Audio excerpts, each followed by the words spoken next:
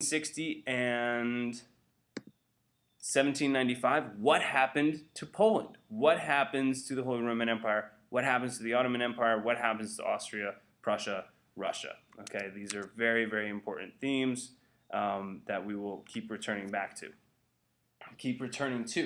Okay, we talked a little bit about why these places are so weak. Why was the Holy Roman Empire so weak? First things first, devastated by the 30 Years' War. We know that the hanging on to autonomy of these small little states, stops modernization, stops centralization. It is lacking because of the devastation of the war and because of all those little states that are going to impose all internal tariffs and taxes between themselves, external tariffs. There's no trade, there's no modernization, no banks, no central bank, no merchants, no vibrant, no stock exchange. Remember, first stock exchange, Bank of Amsterdam, okay, evolves in the 1600s. So Bank of Amsterdam, when you think of Bank of Amsterdam, think the first stock exchange as well as the first commercial bank. Not the first central bank. First central bank is the Bank of England. So Holy Roman Empire, no uniformity of laws. All these tariffs, tolls, right? Even the calendar was bad. No science, really. Only in music, and thankfully, thanks to the Habsburg dynasty, only in music will Germany thrive.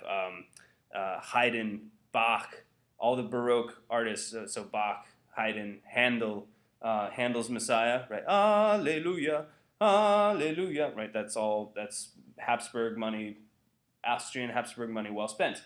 At least I think so. I think it's fantastic. Fantastic piece of music. Okay, so the emperor, politically, the emperor is still elected. We know about that. It used to be 7 electors. Now it's 9, so it's even more people that are going to have to be bought off. Who do the French like? They try and support, the French try and support French candidates. Obviously, it's going to be the Habsburgs, but the French are trying to meddle in the affairs of the Holy Roman Empire. We know that, and it's this clinging on to these Germanic liberties that the Holy Roman Empire just does.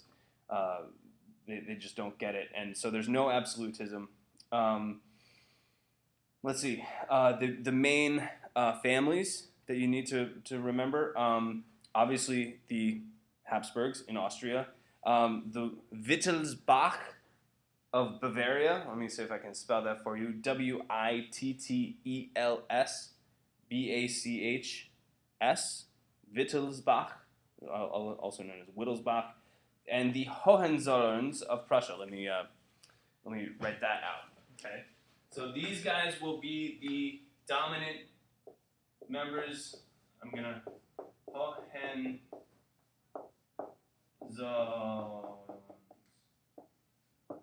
Let me make sure I got that right. Hohenzollerns. Okay, these are the equivalent of the Habsburgs in Prussia, in Brandenburg, Prussia. Okay, and the Guelphs, Guelphs,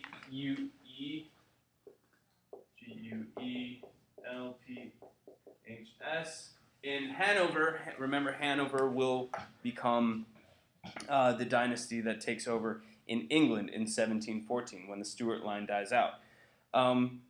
Essentially, it's going to be the Hohenzollerns and the Habsburgs that are going to compete for dominance politically, economically, in every single way in the Holy Roman Empire, right? So let's go back to our map here. Go back to, okay, so you see I have the Austrians here, Poland here. Let's go back up here. This is a good one too. So Austria, right, their lands will be here, 1660. Here's the Elbe River.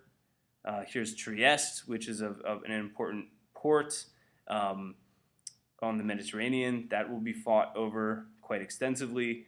And then Brandenburg, Prussia will compete for these areas, Bohemia and Austria for these areas, Kingdom of Hungary Okay, so of course Poland. Okay, so why was Poland weak? I think we've talked about this a little bit. Let's look at the Republic of Poland.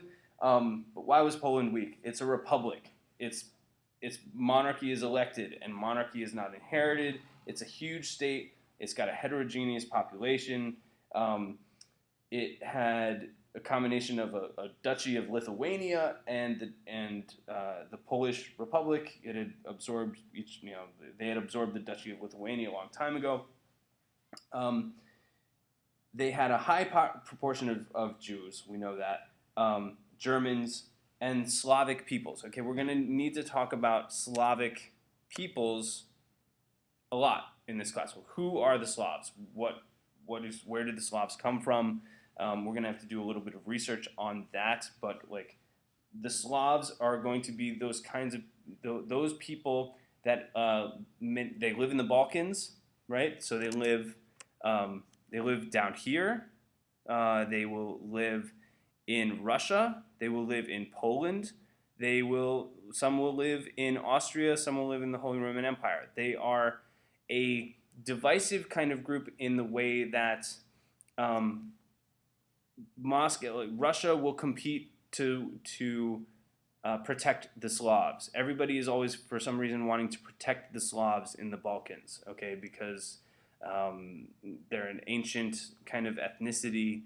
Everybody kind of claims to be from Slavic descent. Slavic languages are all kind of similar. Like, Russian is essentially a Slavic language. So there are all these different populations in Poland. Okay, so this is all about Poland. And as we know, there's no national middle class. There's no national language. We know that the aristocracy is very, very powerful. 8% of the population. They protect their feudal rights. They do not want to share power with Polish, regular old Polish people. Okay, so essentially, you can kind of talk about these Polish nobles as living on the Baltic. We also know them as kind of like Baltic barons. The Baltic barons, a lot of them live in Prussia, which is, as you may remember, Prussia. Here's 1775. Okay, let me go. So Prussia up here, the Baltic barons, essentially the nobles being on the sea. They have some, kind of, they have interest in Baltic trade. Okay, and as Russia gets more powerful, there's a good amount of trade here. Sweden, they're all fighting over the Baltic trade. And these Baltic barons are descendants of, essentially they claim, of Teutonic knights. Of Teutonic knights that used to go and fight in the Crusades. So they are kind of, they have this legitimacy through their feudal rights to be the Baltic barons. So they think that they're better than everybody else, and so therefore they don't want to share their power with the population. So as we know, only 2 Polish kings ruled during the 2 centuries, and that one, the major one that you really need to know is John Sobieski, who fought against the Turks with Austria in the 1680s. So remember, there's a central diet. There's one central diet among all of the different diets that are all throughout Poland, but it's very weak. Remember,